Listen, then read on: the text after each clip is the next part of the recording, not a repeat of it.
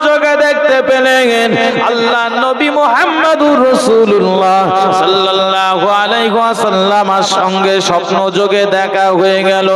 নবীজির সামনে রয়েছে ইফতার আর আল্লাহ নবীর পাশে রয়েছে আর একটা ইফতার। আর ওই সময়তে ইমাম হোসেনকে স্বপ্ন যোগে ডাক দিচ্ছে, ওগো আমার নাতি হোসেন, তাড়াতাড়ি করে চলে আসো, তুমি আসবে তারপরে আমি ইফতারি করব। ইমাম হোসেন রাদিয়াল্লাহু আনহুর ঘুম ভেঙে গেল। নবীজি এই স্বপ্ন দেখিয়েছেন মানে আমি বাঁচব না, ইফতারের সময় হলে আমার ইফতার করতে হবে, মানে মাগরিবের আগে আমি শাহাদাত বরণ করব। ভক্তদেরকে আবার ডেকে বলছেন, সৈন্যরা, নানাজি এই স্বপ্ন দেখিয়েছে, সুতরাং শহীদ আমার হতেই হবে। এক কাজ করো, তোমরা চলে যাও। তাবুর ভিতরে কান্নাতি পে নবী দাওয়াতে মশগুল তায়েফেরি ময়দানে গাহিতেছে বুলবুল। আল্লাহুম্মা সাল্লি سيدنا مولانا محمد وعلى آله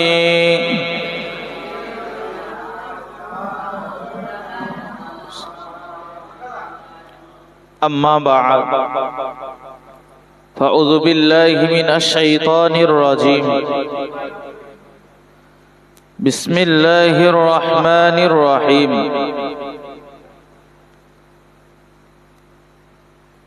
إلا الذين آمنوا وعملوا الصالحات وتواصوا بالحق وتواصوا بالصبر صدق الله مولانا العظيم।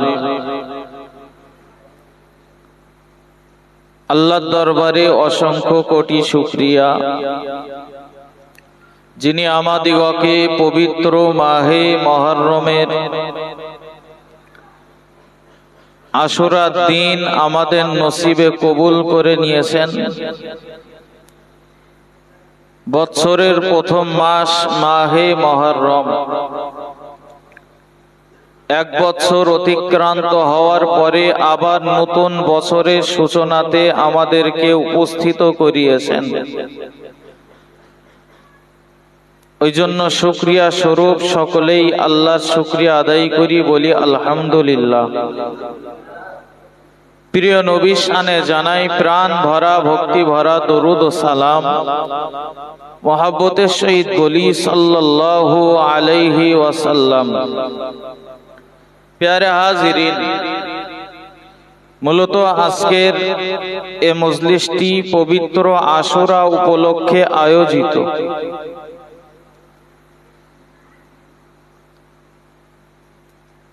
আমাদের মাথায় একটা জিনিস ঢুকে আছে যে মুহররম মাসের 10 তারিখ আশুরার দিন, মানে এটা আনন্দ করার দিন নয়, বরং এটা কষ্ট পাওয়ার দিন। এই দিনে আমাদের মন ভারাক্রান্ত থাকবে, কিন্তু অ্যাকচুয়ালি মুহররমের 10 তারিখ আশুরার দিন যদি কোরআন হাদিস থেকে গবেষণা করা যায়, তাহলে আমরা এই দিনে আনন্দ উপভোগ করব। কেন না, আমরা পূর্বের ইতিহাস যদি দেখি, পৃথিবীর শুরু থেকে নিয়ে যত আল্লাহর পক্ষ থেকে রহমত নাজিল হয়েছে, সমস্ত রহমত এ মুহররম মাসের 10 তারিখ আশুরার দিনেই হয়েছে। আসমান থেকে পানি বর্ষণ হওয়া আল্লাহর দেওয়া রহমত না গজব? রহমত তো। এখন না হয় সারাদিন পানি হচ্ছে বলে নিজেদের গা জগৎ জগৎ করছে, বন্ধ হবে কখন? কিন্তু এখান থেকে মাস 2-3 আগে আকাশের দিকে তাকিয়ে থাকতাম, কখন একটু আকাশ মেঘাচ্ছন্ন হবে, তাই না? তাম দুনিয়াটা যেন অসহ্যে পরিণত হয়েছে, সহ্য করার বাইরে চলে যাচ্ছে। আবহাওয়া এত পরিমাণে গরম, বাড়ির পাখার হাওয়াও যেন ঘুরছে, ঠিক জামাও নড়ানড়ি হচ্ছে, কিন্তু ঠান্ডা না।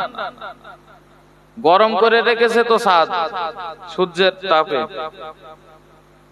একটু পানি হলেই যেন এই যত গরম, সব গরম গুলো আল্লাহর রহমত বর্ষণ হয়েছে, তো মনে হচ্ছে যেন আবার নির্মল একটা পরিবেশ খুঁজে পেয়েছি। সুবহানাল্লাহ।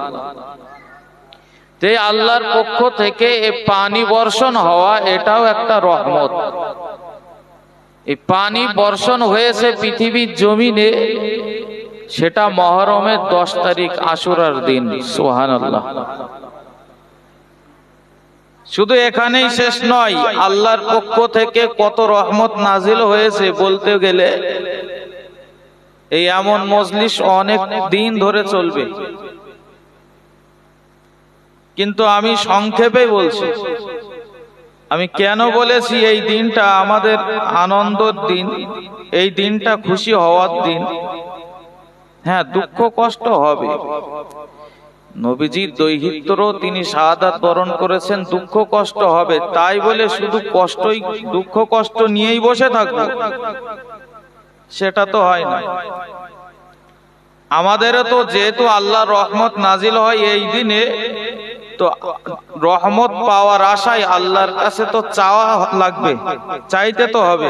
যেহেতু আল্লাহ অনেক রহমত নাজিল করেছেন, এই দিনে আল্লাহর কাছে চেয়ে নিতে পারলে আমি লাভবান হব। আমাদের বহুল শ্রুত নবী আদম আলাইহিস সালামকে আল্লাহ বললেন, ইয়া আদম উসকুন আনতা ওয়া যাওজুকাল জান্নাহ। হে আদম, তুমি আর তোমার বিবি জান্নাতের ভিতরে তোমরা বসবাস করো, জান্নাতের নাজ নিয়ামত সব উপভোগ করো, কিন্তু মনে রাখো লা তাকরাবা হাযিহিস শাজারা। সব খাওয়া দাওয়া করো, সব জায়গায় চলাফেরা করো, কিন্তু ওই যে গাছ দেখতে পাচ্ছ ওর নিকটে যেন যেও না। যে জিনিসের নিকটে যেতে নিষেধ করা হয় সে জিনিস খাওয়া যায়? খাওয়া তো যায় না। ইবলিস শয়তান মানুষের বন্ধু না শত্রু? আল্লাহ তো বলেই দিয়েছেন, ইন্নাশ শাইতানা লিল ইনসানি আদুউম মুবিন। নিশ্চয়ই তোমাদের জন্য শয়তান হলো প্রকাশ্য শত্রু। ইবলিস শয়তান পাকে পাকে আছে, কিভাবে ওই ফল খাওয়াতে হবে। তা আদম নবীর কানে যদি টোপ দেয়া হয়, টোপ অত সহজে আদম নবী গিলবে না। মেয়েদের টোপ গেলানো সহজ না কঠিন? বিরাট সহজ। আপনি কাজে আছেন, মাঠে কাজ করছেন, বেলা 10টা 10:30টার সময় সাপুড়ে ঢুকেছে পাড়ায়, সাপ খেলা দেখায়। ও সাপ খেলা দেখানোর আগে বিরাট বক্তব্য দিয়ে বলছে, বাড়ির বাচ্চাটা বিছানায় পেশাব করে, তাবিজ করে দেবো, এমন তাবিজ বন্ধ হয়ে যাবে। আর বাড়ির মেয়েরা বোনেরা, যেহেতু পরিষ্কার তো মায়ের করতে হয়, মা দেখছে আমার প্রত্যেক দিন ওই নোংরা কাঁথা পরিষ্কার করতে হয়, আমার বাচ্চাটার জন্য একটা মাদুলি নেই। তাকে দেখলো না, ওর মুখে দাড়ি পর্যন্ত নেই, নবীর সুন্নাত নেই, ওর তাবিজে কাজ হয় কিভাবে?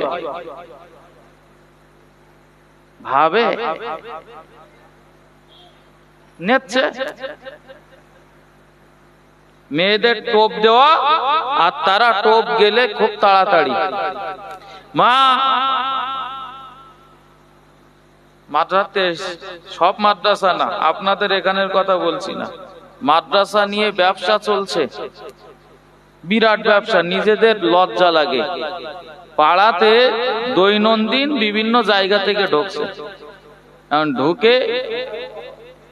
ঢুকে বলছে যে একটা কোরআন শরীফ দিতে হবে, মাদ্রাসায় এতিম বাচ্চারা পড়াশোনা করে, একটা বাচ্চা কোরআন শরীফ ধরেছে তো তার কোরআন শরীফ নেই, একটা কোরআন শরীফের টাকা যদি দাও আল্লাহ তোমার বরকত দেবে। এখন বলছে কোরআন শরীফ তাহলে আমার বাড়ি একটা আছে ওইটা দেই, বলে না ও দিলে হবে না, তুমি 200 টাকা দাও। তা হাফিজি কোরআন শরীফ দিলেও নেবে না। যদি আপনি বলেন যে আমি মাদ্রাসার ঠিকানা দেন, ওই জায়গায় গিয়ে দিয়ে আসি, না যাওয়ার কি দরকার, আর মেয়েরা দিয়ে দিচ্ছে।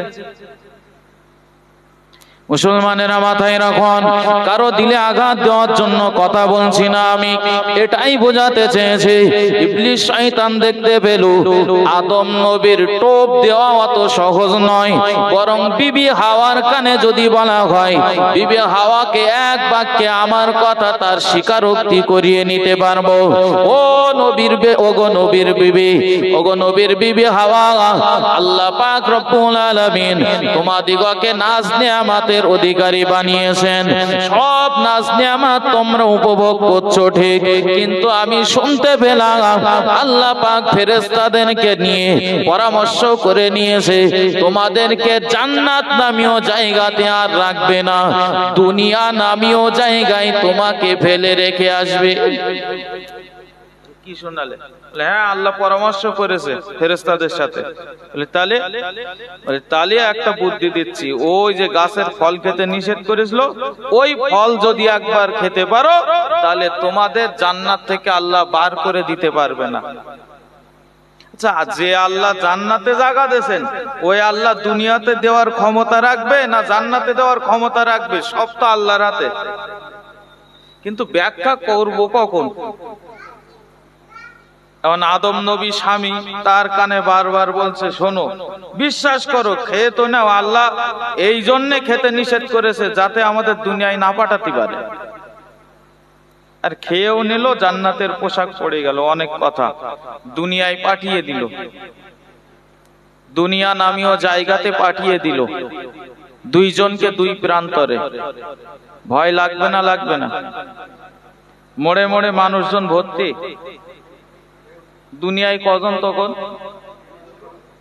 দুজন, তো কারোর সাথে দেখা হচ্ছে না। আল্লাহ পাকের নবী আদম আলাইহিস সালাম তিনি আল্লাহর কাছে ক্রন্দন করছেন। ঐতিহাসিকগণ লিখেছেন দীর্ঘ 3 থেকে 350 বছর অতিবাহিত হওয়ার পরে নবী আদম আলাইহিস সালাম আল্লাহর কাছে ফরিয়াদ করে বললেন, আল্লাহ রব্বানা যালামনা আনফুসানা, ও রব্বুল আলামিন, আল্লাহ আমরা আমাদের নফসের উপরে জুলুম করেছি, অতরাহামনা, আপনি আমাদের উপরে যদি রহম না করেন, লানা আমরা ক্ষতিগ্রস্তদের অন্তর্ভুক্ত হয়ে যাব। দীর্ঘ 350 বছর কান্নাকাটির পর আল্লাহ পাক রব্বুল আলামিন নবী আদম এবং হাওয়াকে যেদিন ক্ষমা করে দিয়েছিলেন, ওই দিনটা হলো মুহররমের 10 তারিখ, আশুরার দিন। জোরে বলেন সুবহানাল্লাহ। তাহলে তাদের কাছে দিনটা আনন্দের না কষ্টের? ইউসুফ আলাইহিস সালামকে 10 ভাই কুয়োয় ফেলে দিল, কুয়োয় ফেলে দিয়েছে, দিয়ে তারা বাড়ি এসেছে, কথা অনেক। এখন মিশরের বাজারে যাচ্ছে, সওদাগররা তাদের পানির প্রয়োজন, বালতি ফেলেছে, কুয়া থেকে পানি তুলবে, তো মোটামুটি পানি উঠেছে মনে করছে, ভাল লাগছে, তো উপরে টেনে তুলে দেখে বাচ্চা আছে, সুদর্শন একটা বাচ্চা। সেই সুদর্শন বাচ্চাটা নিয়ে বাজারে বিক্রি হলো। ওই বাচ্চা ইউসুফ আলাইহিস সালামকে ক্রয় করলো মিশরের বাদশা। দেশে বিরাট অরাজকতা, দেশে মানুষের ভয়ানক পরিস্থিতি তৈরি হয়ে গেল, ফসল হওয়া বন্ধ হলো, দীর্ঘ 7 বছর ধরে মানুষ পাগলপাড়া হয়ে যাচ্ছে, অনাহারেও থাকতে হচ্ছে। মিশরের বাদশা রেশনের ব্যবস্থা করেছে, আর এর ভিতরে নবী ইউসুফ আলাইহিস সালাম তিনি মিশরের সেই সময়ে খাদ্যমন্ত্রী হয়ে গেল। তো ইউসুফ নবী তিনি খাদ্যমন্ত্রী, মানে খাদ্য দিচ্ছেন। ভাইয়েরা সবাই লাইনে আছে, দেখে চিনতে পাচ্ছেন? আসো, দেখছি 10 জন, পাত্তর 12টা, ব্যাপার কি? সে আর বলবেন না, আমরা 10 জন এসেছি, আর ছোট ভাই বনিয়ামিন সে আসতে পারেনি, বাচ্চা মানুষ। আর একটা আছে এত বদ ইউসুফ, কোনো মতে এসলো না। বলছে কার? হ্যাঁ, সে ছোটবেলা থেকে ওই রকমই, আমাদের সাথে আসলো না। আছে দেন, আমরাও এই রকম। তো বাড়ি মনে করেন বাড়িতে, আপনার বাড়িতে কোনো কিছু সরকারের পক্ষ থেকে দেওয়া হবে। আপনার ছোট ছেলে বোম্বে আছে, গতকালকে চলে গেছে, আর দিবিনে আজকে দিচ্ছে। অনেক সময় গোপন করে না শ্বশুর বাড়ি গেছে, বললো যে বাড়ি আসার কথা, যে এতক্ষণ চলে আসবেনি মনে হয়। তো ইউসুফ আলাইহিস সালাম দেখে বুঝতে পেরে তাদের সঙ্গে পরামর্শ করে আব্বার সঙ্গে যেদিন দেখা হলো, দীর্ঘ 40 বছর পরে ইয়াকুব নবী কেঁদে কেঁদে অন্ধ হয়ে গিয়েছিলেন, যেদিন দেখা হলো সেই দিনও ছিল মুহররমের 10 তারিখ। মুসলমানেরা, আল্লাহ নবী আইয়ুব আলাইহিস সালাম একদিন নয়, 2 দিন নয়, দীর্ঘ 18টা বছর ধরে বিছানাতে পড়ে আছে। আইয়ুব আলাইহিস সালামের সমস্ত শরীরে ঘা হয়ে গেল। নবী আইয়ুব আলাইহিস সালাম তিনি সমস্ত শরীরে ঘা নিয়ে শুয়ে আছেন। শরীর দিয়ে গন্ধ বার হয়, শরীর দিয়ে দুর্গন্ধ ছোটে। বিবিরা এসে বলে, হুজুর আপনার পাশে বসে থাকা যায় না, এত পরিমাণে দুর্গন্ধ, আপনার পাশে আমরা বসে থাকতে পারি না, আমাদিগকে তালাক দেওয়া হোক। নবী আইয়ুব আলাইহিস সালাম স্ত্রী দিগকে তালাক দিয়ে দিলেন। ও মুসলমানেরা, আল্লাহর নবী আইয়ুব আলাইহিস সালাম এবার আল্লাহর কাছে ফরিয়াদ করে বলে, আল্লাহ পাক, একটা মানুষের সব থেকে নিকটের মানুষ হলো তার আব্বা মা, এর পরে তার স্ত্রী হলো তার সব থেকে কাছের মানুষ। রব্বুল আলামিন আল্লাহ, আজ আমি আব্বা হারা মা হারা, আমার বিবিরা আমাকে সেবা যত্ন করছিল, কিন্তু আমার পাশ থেকে তারাও এই মুহূর্তে চলে গেল। আল্লাহ, ও রব্বুল আলামিন আল্লাহ, আমার বিবিরা আমাকে ভুলে যেতে পারে, কিন্তু আমি নবী আইয়ুব দাবি করছি আল্লাহ, বিবিরা ভুলে গেলেও আপনি যেন আমাকে ভুলে যাবেন না। জোরে বলেন সুবহানাল্লাহ। আল্লাহ নবী আইয়ুব আলাইহিস সালামের বিবি রহিমা পায়ের কাছে বসে বসে কাঁদে। ও বিবি রহিমা, কেন তুমি এখনো বসে আছো? বিবি, আমার সব বিবিরা তালাক নিয়ে চলে গেল, তুমি কেন বসে আছো? আমার শরীর দিয়ে দুর্গন্ধ বার হয়। বিবি রহিমা বলে, হুজুর যতদিন আল্লাহ তাআলা আমার শরীরে জীবন রেখে দেবে, ততদিন পর্যন্ত আপনার সেবা যত্নটা আমি করে যাব। জোরে বলেন সুবহানাল্লাহ। আল্লাহ নবী আইয়ুব আলাইহিস সালাম আল্লাহর কাছে ফরিয়াদ করে বলে, আল্লাহ পাক, আমার অনেক দিন হয়ে গেল, সমস্ত শরীরে পোকা লেগে গেল, আমার ওঠার মতো শক্তি নেই আল্লাহ, তবে আমার দাবি একটা, সমস্ত শরীরে পোকা লেগে গেলেও আমার জিহ্বাতে যেন পোকা না লেগে যায় আল্লাহ। কারণ হলো এটাই, আমার জিহ্বা দিয়ে একমাত্র আপনার প্রশংসা জ্ঞাপন করব। জোরে বলেন আল্লাহ, জিহ্বাতে যদি পোকা লেগে যায়, জিহ্বা নাড়িয়ে নাড়িয়ে আপনার প্রশংসা আদায় করব কিভাবে? ভাবা যায়? আজ জিহ্বা ভালো আছে, শরীরও ভালো আছে, সারাদিন জিহ্বা নাড়িয়ে কটা মিথ্যা কথা বলেছি, সারাদিন জিহ্বা নাড়িয়ে কত মানুষের গালি দিয়েছি, আর কতবার সুবহানাল্লাহ বলেছি। আল্লাহ জিহ্বাতে শুধু গালি দেওয়ার জন্য দেননি আমার, শুধু মানুষের ছোট বড় কথা বলবো, মানুষের এই জিহ্বা দিয়ে আঘাত দেওয়া কথা বলবো, এর জন্য জিহ্বা নামীয় নিয়ামত আল্লাহ দেননি, আল্লাহর প্রশংসা আদায়ের জন্যই দিয়েছে। আইয়ুব নবী 18 বছর পরে যেদিন সুস্থ হালাত ফিরে পেলেন, সেদিন ছিল মুহররমের 10 তারিখ। সুবহানাল্লাহ। এত আনন্দ, এত খুশির দিন, এরপরেও হঠাৎ করে আমাদের ভিতরে কেন মনে হয় যে আশুরার দিন মানে এটা শোকতাপ প্রকাশ করার দিন? তার কারণ হলো আসলে এই বিরাট আনন্দের মুহূর্তে যদি কোনো দুঃখজনক ঘটনা ঘটে তো মানুষ দেখবেন আনন্দের কথা ভুলে যে দুঃখটার পিছনে ছুটতে থাকে, এটাই স্বাভাবিক। বিয়ে বাড়ি গেছেন, খুব আনন্দ হচ্ছে, হঠাৎ করে একজনের মাথা ঘুরে পড়ে গেছে, আনন্দ আর আনন্দ থাকবে? কোথায় নিয়ে যাব ডাক্তারের কাছে, কোন হসপিটালে নিয়ে যাব সুস্থ হবে, সবার আনন্দ মিলান হয়ে গেছে না? এটাও সেম ওই একই। এত রহমত নাজিল হয়েছে মনে নেই, শুধু কারবালার কথাটা মনে আছে। আল্লাহর প্রশংসা আদায় করব, সঙ্গে শহাদায়ে কারবালাদের জন্য সবরেসানিটাও করব।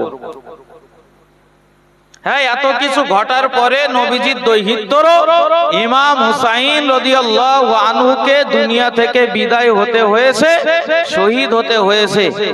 তার জন্য তো আমরাও তানাদের রুহের মাগফিরাত কামনা করে আজকে আপনারা যেমন সবরেসানির মজলিস কায়েম করেছেন, এটা তো আমরা করছি। অ্যাকচুয়ালি ইমাম হুসাইন রাদিয়াল্লাহু আনহু তিনি এই বলো গদি লোভের আশায় কারবালার প্রান্তরে যে শহীদ হননি। আমরা অনেকে হয়তো ভাবি যে খলিফার পদ নেবে বলে তিনি কারবালার প্রান্তে শহীদ হয়েছেন, কিন্তু আসলে এটা ঠিক না। তিনি শহীদ হয়েছেন সত্যকে প্রতিষ্ঠিত করার জন্য। যে নিয়ম হলো গণতান্ত্রিক পদ্ধতিতে দেশের খলিফা নির্বাচন হবে। গণতান্ত্রিক পদ্ধতি আর রাজতান্ত্রিক পদ্ধতি, দুটো পদ্ধতি আছে তো। গণতান্ত্রিক মানে মানুষ যাকে ভোট দেবে সেই হবে দেশের খলিফা। কিন্তু মুয়াবিয়া রাদিয়াল্লাহু আনহু তিনি খলিফা ছিলেন, এখন তার ছেলে ইয়াজিদ সে খলিফা হবে বলে দাবি করেছে আর সেই চেয়ারেও বসে গেছে। এটা তো নবীজির আদর্শ অনুযায়ী হয়নি। নবীজি ইন্তেকাল করার পরে 2 বছর খলিফা হিসাবে খেলাফতের আসনে অধিষ্ঠিত ছিলেন হযরত আবু বকর সিদ্দিক রাদিয়াল্লাহু আনহু। তারপরে হযরত ওমর রাদিয়াল্লাহু আনহু। আচ্ছা, হযরত আবু বকরের ছেলে ওমর কারো জানা আছে? ছেলে ছিল হযরত ওমরের ছেলে হযরত উসমান। মিল আছে না? দেশের মানুষ যাকে নির্বাচন করেছেন সেই হয়েছে দেশের খলিফা। তো ওই নিয়মেই তো হবে। মুয়াবিয়া রাদিয়াল্লাহু আনহু যখন ইন্তেকাল করলেন, আর ইয়াজিদ মানে তো ভবঘুরের মতো শুধু ঘুরে বেড়াতো, বিভিন্ন দিকে বনে জঙ্গলে শিকার করে বেড়াতো। কারণ ইয়াজিদ শুনতে পেয়েছে যে আব্বা ইন্তেকাল করেছে, চলে এসে খেলাফতের আসনে অধিষ্ঠিত হয়েছে। আর দেশের মানুষকে বলছে আমি খলিফা, আমার কাছে তোমরা বায়াত গ্রহণ করো, আমার খেলাফতের এই আসন যে আমি নিয়েছি আমাকে তোমরা মেনে নাও। কিন্তু যারা প্রকৃতপক্ষে আল্লাহর হুকুম মেনে চলেন, যারা প্রকৃতপক্ষে রাসূলুল্লাহর অনুসরণ করে চলেন, তারা তো মানতে পারবেন না। হকের উপরে থাকবে, হকের উপরে থাকতেই হবে। ইমাম হুসাইন রাদিয়াল্লাহু আনহু তিনিও ভেবে নিলেন, না আমি মেনে নিতে পারবো না, হকের উপরেই থাকবো। তিনি তানার কাছে চিঠি আসলো, মদিনায় ছিলেন তিনি, মক্কা থেকে মদিনাতে আবার চলে গেলেন। মদিনাতে যাওয়ার পরে বারবার চিঠি আসছে ইয়াজিদের পক্ষ থেকে যে আমার খেলাফতকে মেনে নেওয়া হোক, আমার খেলাফতকে মেনে নাও, তোমার একটা কোন জায়গার রাজ্যপাল করে দেব। তিনি বলছেন যে আমি তো ওটা মেনে নিতে পারবো না। আল্লাহর নবীর হাদিস অনুযায়ী দেশের খলিফা সেই হবে মানুষ যাকে নির্বাচন করবে। ভোট হোক, যদি মানুষ আপনাকে নির্বাচন করেন তাহলে আপনি হবেন দেশের প্রধান। কিন্তু না, সে মেনে নিতে চায় না হযরতে ইমাম হুসাইনের কথা। মেনে নাও আর নাই নাও, আমি হয়েছি, মেনে নিতেই হবে। বারবার চিঠি আসে। হযরত ইমাম হুসাইন রাদিয়াল্লাহু তাআলা আনহু, আল্লাহ নবীর একটা হাদিসের কথা মনে পড়ে গেল। প্রিয় নবী আমার জানিয়েছেন, মান রাআ মিনকুম মুনকারান ফালইগাইয়িরহু বিয়াদিহি ফা ইল্লাম ইস্তাতি ফাবিলিসানিহি ওয়া ইল্লাম ইস্তাতি ফাবিকলবিহি ওয়া যালিকা আদআফুল ঈমান। তোমাদের সামনে যখন শরীয়ত গৃহীত কোনো কাজ ঘটে যাবে, তোমরা সেইটাকে হাত দিয়ে প্রতিহত করো। যদি হাত দিয়ে প্রতিহত না করতে পারো, জবান দ্বারা তোমরা সেটা প্রতিহত করো। তা আল্লাহ আমার তাওকাত দিয়েছেন, হাত দিয়ে তো প্রথমে ইমানের প্রথম নম্বর সারিটা তো আমি অ্যাপ্লাই করি।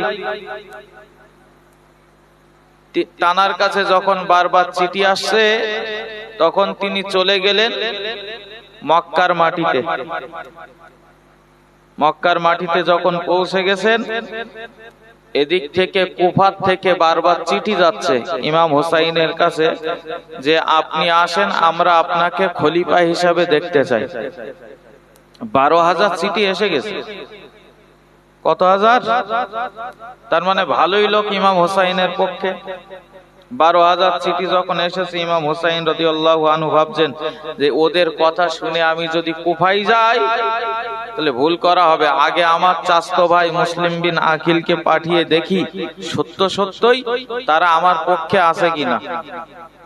দেখার জন্য চাচাতো ভাইকে পাঠিয়ে দেওয়া হলো, দেখে আসো তো।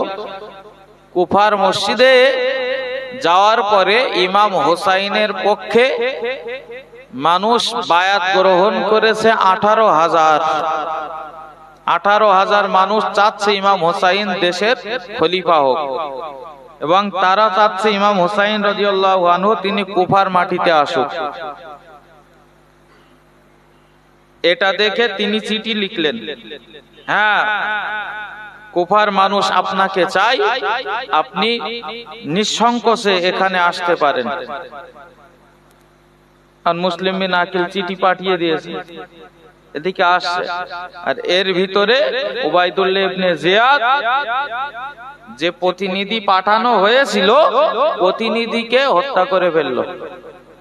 এ তো মোবাইলের যুগ না, যে মোবাইলের যুগ, ফোন করে বলে দিয়েছে লাইন বলো ঘুরে যাচ্ছে। চিঠি তো এদিক পৌঁছে যাচ্ছে, চিঠি হাতে পাওয়া মাত্র সে তো আসবে।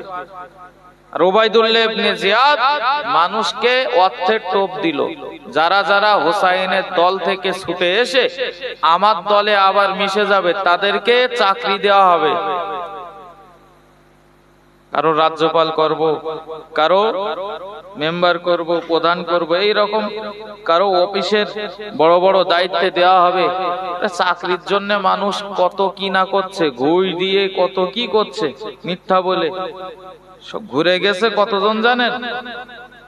18,000 তো ছিল, ঘুরে গেছে 17,970 জন। সব এজিদের দলে চলে গেছে। বাকি আছে কতজন? 30 জন বাকি আছে। ইমাম হুসাইন রাদিয়াল্লাহু তাআলা আনহু এবার তিনি চিঠিটাকে নিয়ে ভেবে নিলেন তাহলে যাওয়া যায়। রাস্তা দিয়ে অভিমুখে রওনা হবেন। দেখতে পাওয়া গেল হযরতে আব্দুল্লাহ ইবনে আব্বাসের সঙ্গে দেখা।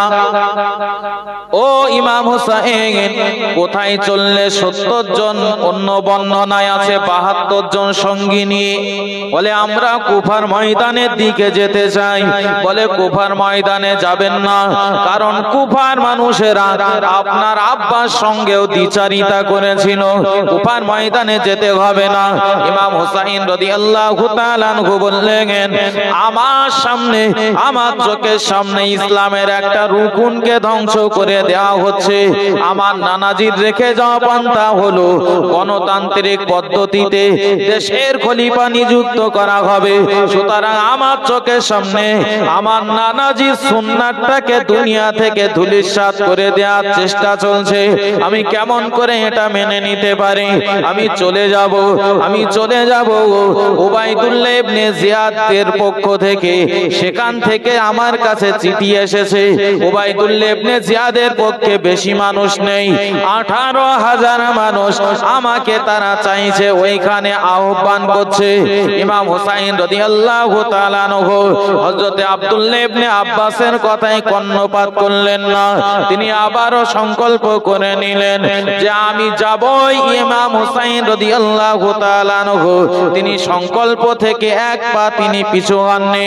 হযরত আব্দুল্লাহ ইবনে আব্বাস রাদিয়াল্লাহু তাআলা আনহু তিনি কথাবার্তা আলাপ আলোচনা করে এবার কাবা শরীফে যে তিনি জোহরের নামাজ আদায় করলেন। জোহরের নামাজ আদায় করার পরে একটু ঘুমিয়ে গেলেন। ঘুমের ভিতরে দেখতে পাচ্ছেন, স্বপ্ন যোগে দেখতে পাচ্ছেন আম্মা জান হযরত ফাতেমা তিনি একটা জায়গা সুন্দর করে ঝাড়ু দিয়ে পরিষ্কার করছে। হযরত আব্দুল্লাহ ইবনে আব্বাস বললেন, ওগো নবীজির বেটি ফাতেমা, এই জায়গাটা কেন পরিষ্কার করা হচ্ছে? বলে এই জায়গাতে আমার কলিজার টুকরা ইমাম হুসাইনের রক্ত পড়বে তাই।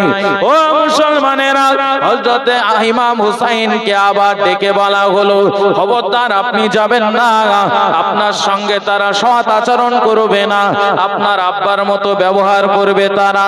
ইমাম হুসাইন রাদিয়াল্লাহু তাআলা আনহু তিনি টানা সংকল্প থেকে আর পিছু হননি, রাস্তা অভিমুখে রওনা হয়ে গেলেন। প্রতিমধ্যে দেখা গেল বিখ্যাত কবি ফারাজদাকে সঙ্গে দেখা। ফারাজদা তিনিও নিষেধ করলেন, টানার নিষেধটাকে উপেক্ষা করা হলো। ইমাম হুসাইন রাদিয়াল্লাহু তাআলা আনহু 72 জন সৈন্য নিয়ে এবার যখন চলে যাচ্ছেন রাস্তা দিয়ে, হঠাৎ দেখতে পেলেন সামনে একটা 1000 দলের সৈন্য ইমাম হুসাইনের দিকে আগিয়ে আসছে। 1000 সৈন্য দেখে ইমাম হুসাইন রাদিয়াল্লাহু আনহু ভাবছেন, তাহলে এরা মনে হচ্ছে কুফা থেকে আমাকে ইস্তেকবাল করার জন্য, অভ্যর্থনা জানানোর জন্য আসছে, গিয়ে আমার নিয়ে যাবে তাই।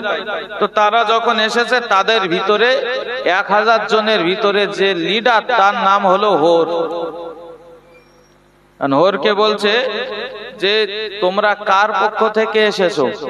বলে আমরা উবাইদুল্লাহ ইবনে জিয়াদের পক্ষ থেকে এসেছি। উবাইদুল্লাহ ইবনে জিয়াদ হলো কুফার রাজ্যপাল, তার মানে উবাইদুল্লাহ ইবনে জিয়াদ এজিদের লোক।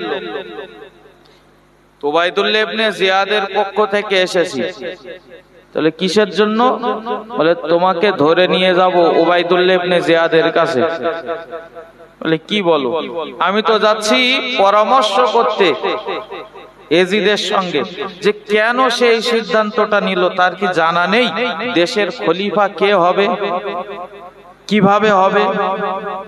তার তো জানা উচিত সে কিভাবে নিজের থেকে আমি দেশের প্রধান হচ্ছি, দেশের খলিফা হচ্ছি এটা বলতে পারে। আমি এজিদের সঙ্গে কথা বলতে যাচ্ছি, সে কি উত্তর দেয় দেখবো তাই। তাহলে এজিদের কাছে যাওয়া হবে না।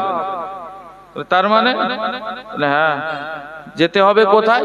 উবাইদুল্লাহ ইবনে জিয়াদের কাছে। ইমাম হুসাইন রাদিয়াল্লাহু আনহু বলছেন, আমি উবাইদুল্লাহ ইবনে জিয়াদের কাছে যেতে রাজি নই, আমি যাব না। বলে তাহলে আপনার পিছু ছাড়বো না। কোথায় যাবেন আপনি?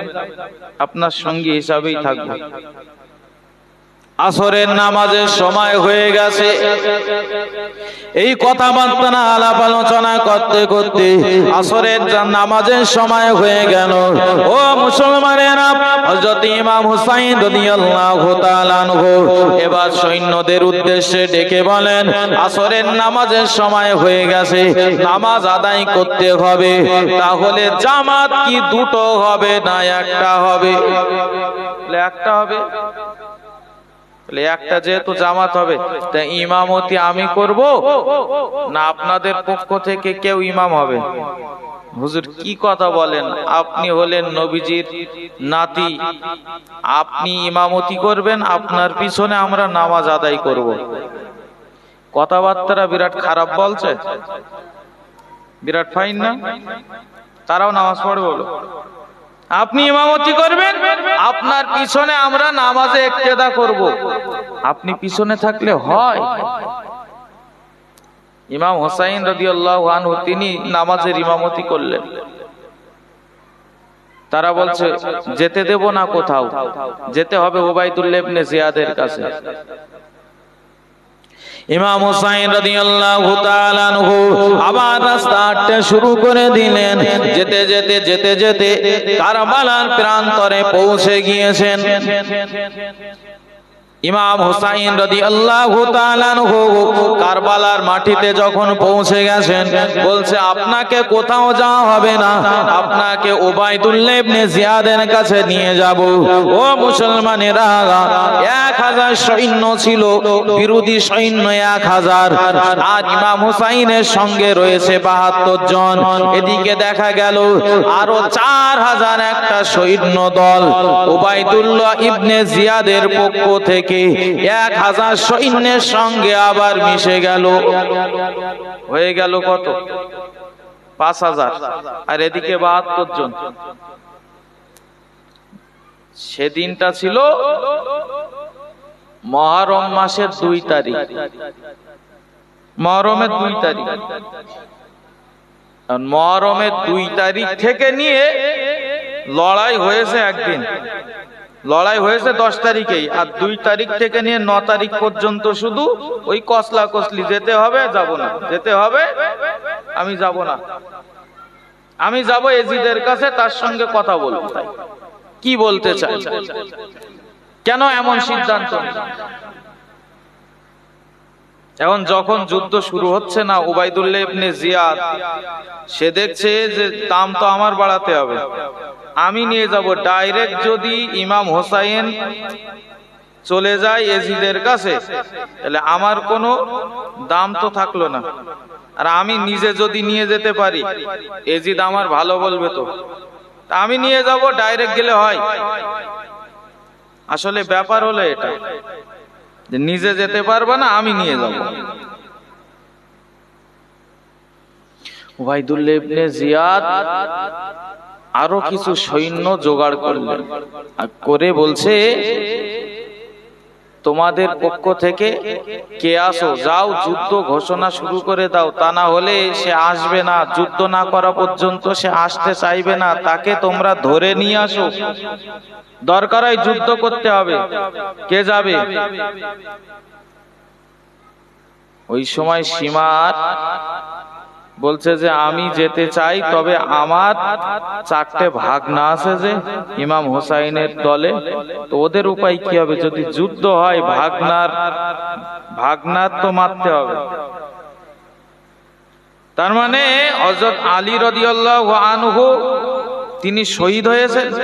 আলী রাদিয়াল্লাহু আনহুর স্ত্রী হযরত ফাতেমা রাদিয়াল্লাহু আনহা তিনি ইন্তেকাল করেছেন।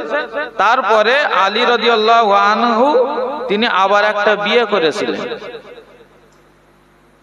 কথা বলা যাচ্ছে? ফাতেমার ইন্তেকাল, ফাতেমার পক্ষ থেকে হাসান হোসেন তো আছে, আবার ইন্তেকাল করার পরে তিনি বিয়ে করেছেন। সেই পক্ষের 4টে সন্তান হয়েছে ছেলে, শুধু 2 ভাই না। হযরত আলী রাদিয়াল্লাহু আনহু 2টো ছেলে না বলো, সেই পক্ষের 4টে সন্তান হয়েছে তো। আর এই 4টে সন্তান হলো সীমারের বোনের ছেলে, তার মানে সীমারের বোনাই বলো হযরত আলী।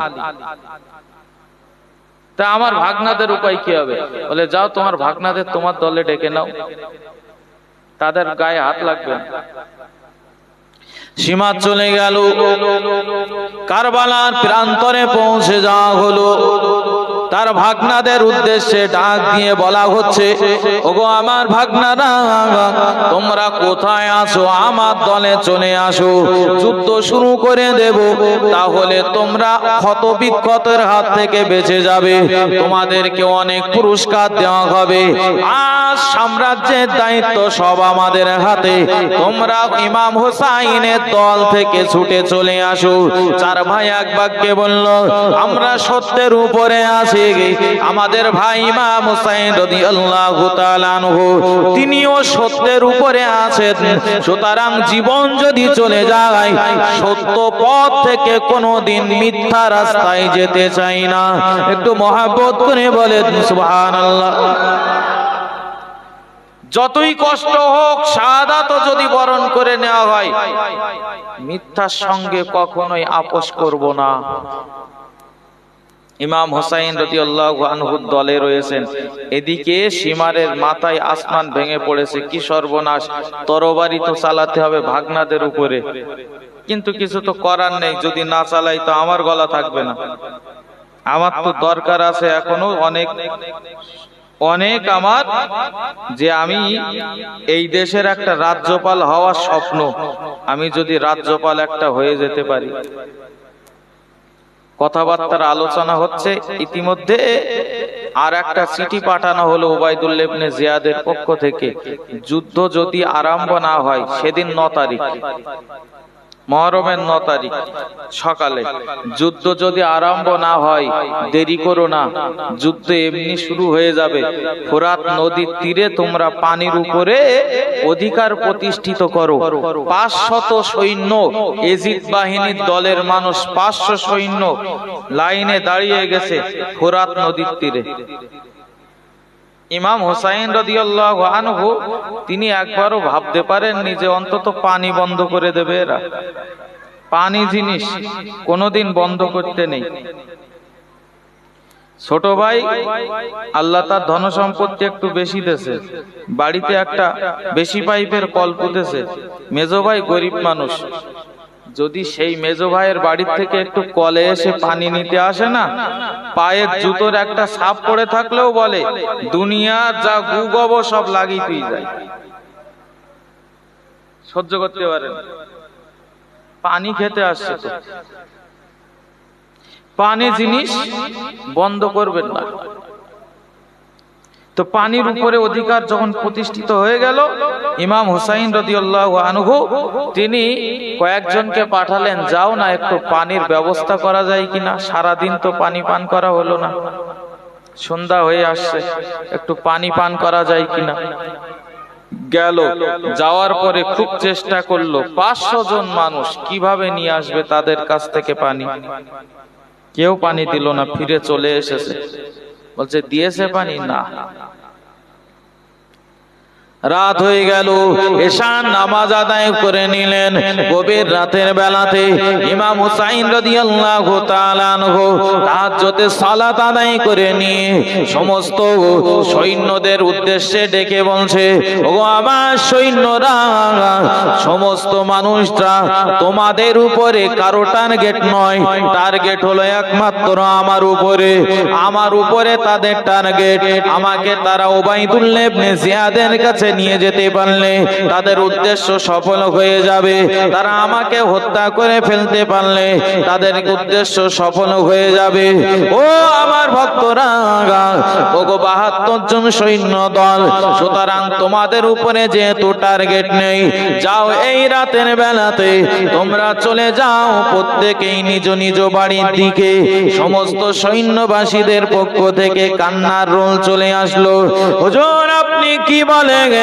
আপনি ইমাম হুসাইন রাদিয়াল্লাহু আনহু, আপনি সত্যটাকে প্রতিষ্ঠিত করার জন্য শহীদ হয়ে যাবেন, আর আপনাকে একা একা রেখে আমরা রাতের বেলাতে চুপি চুপি করে চলে যাব, এটা কোনোদিন সম্ভব নয়। হুজুর আমরা আপনার সঙ্গী হিসাবেই থাকবো।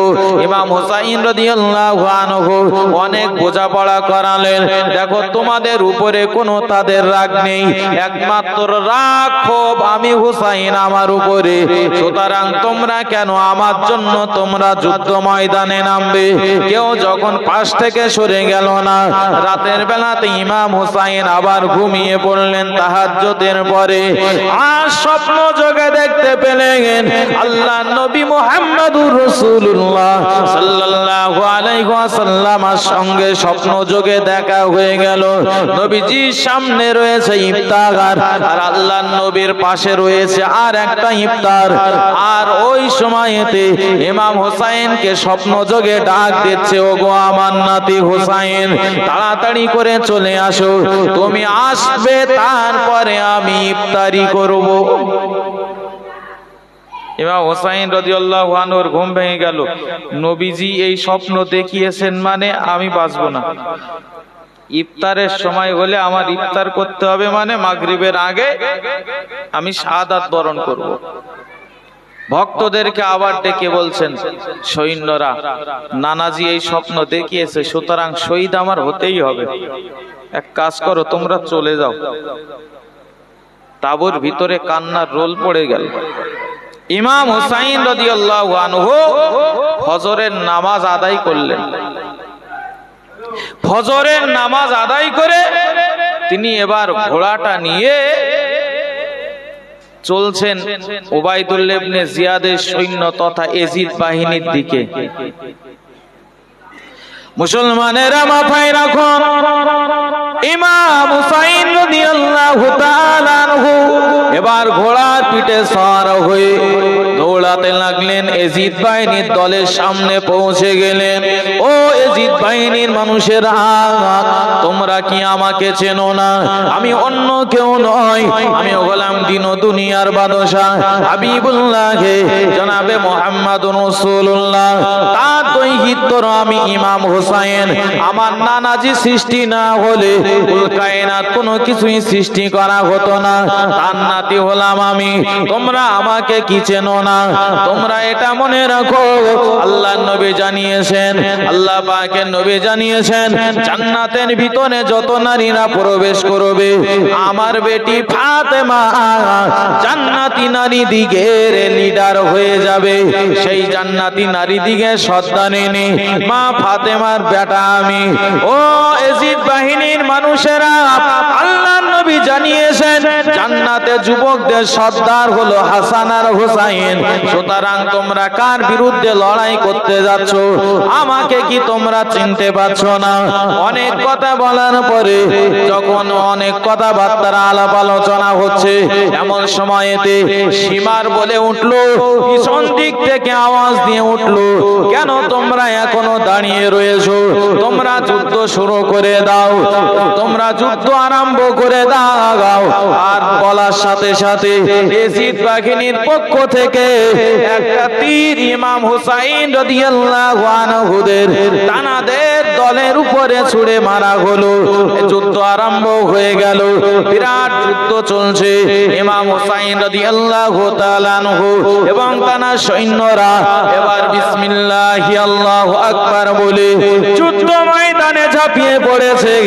আল্লাহ পাকের রহমত নাজিল হওয়া শুরু হয়ে গেছে।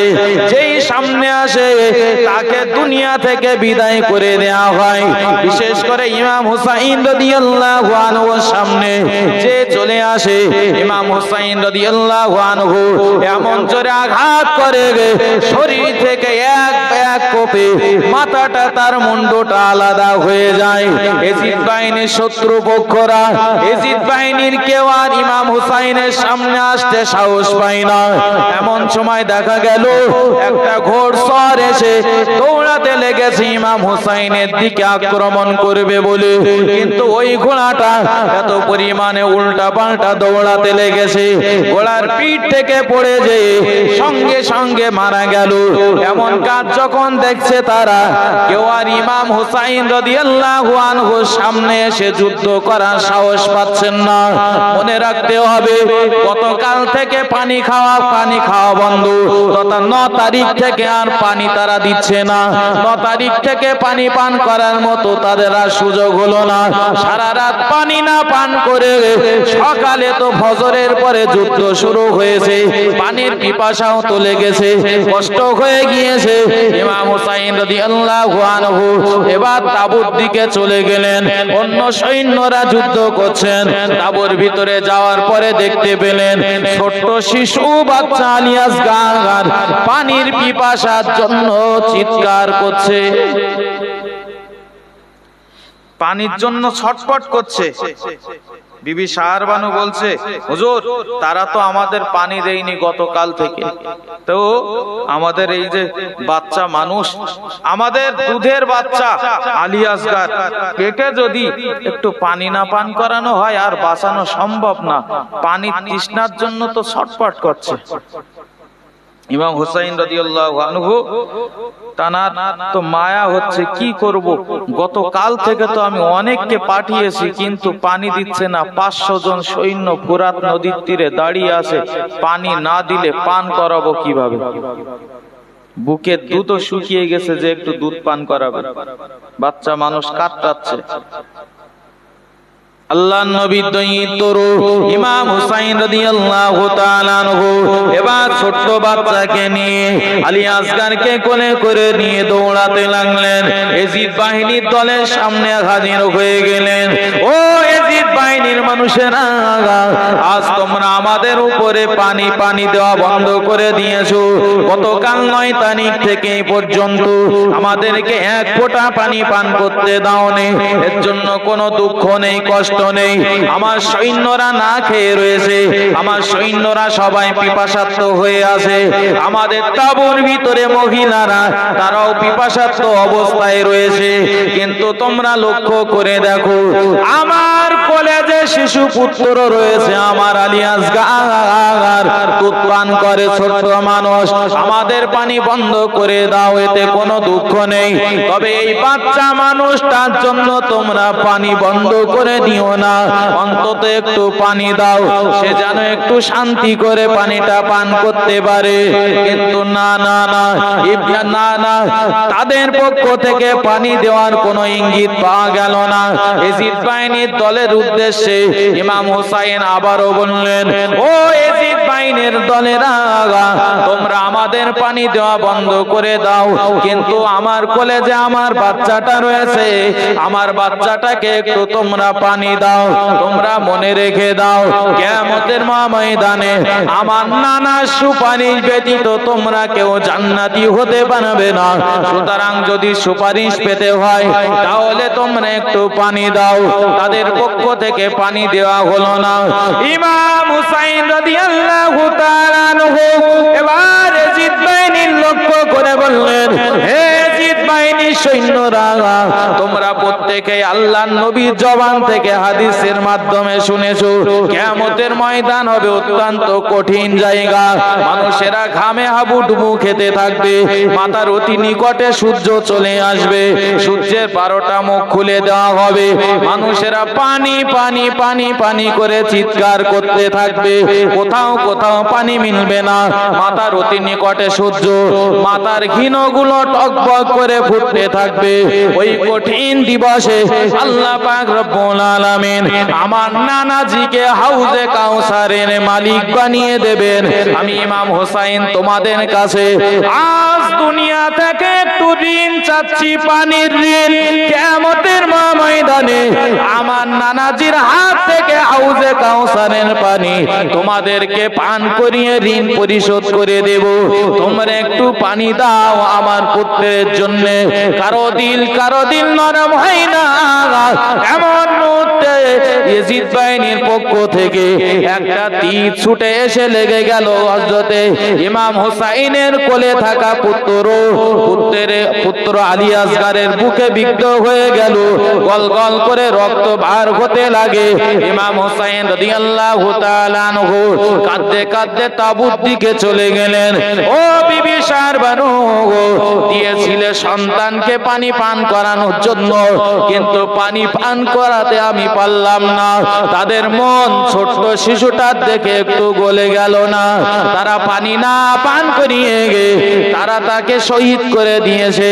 বিবি শাহরবানুর কোলে শহীদ হয়ে যাওয়া দুধের বাচ্চাটাকে রেখে আবারও যুদ্ধ ময়দানে চলে যাবেন সংকল্প করেছেন।